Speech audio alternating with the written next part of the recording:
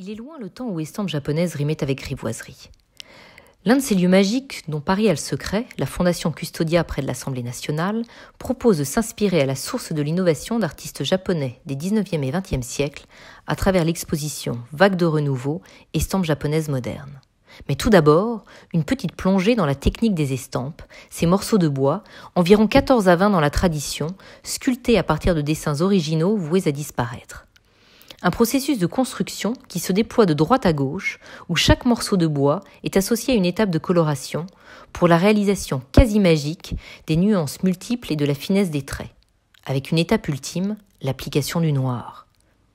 Les vagues de renouveau, les innovations des estampes modernes s'échappent de la tradition.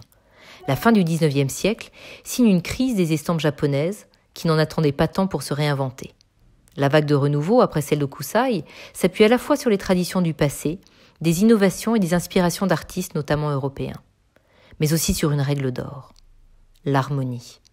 Cette harmonie repose, et cela ne manquera pas d'interpeller les entreprises du XXIe siècle en quête perpétuelle d'innovation et de singularité, sur 4 mains.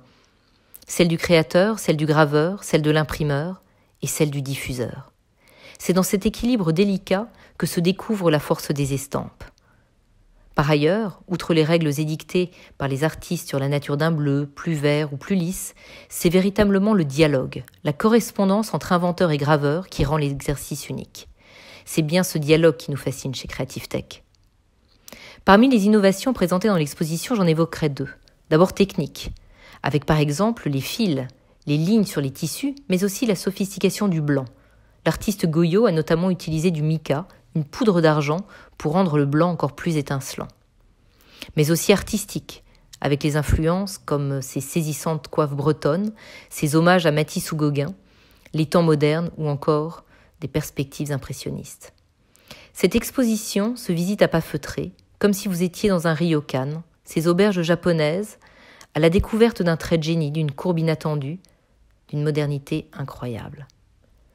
La réinvention du kabuki, ces stars du théâtre japonais, relève d'un mélange improbable entre le Ziggy Stardust de David Bowie et les mangas. L'innovation et l'inspiration artistique sont décidément des jumeaux au pouvoir magique.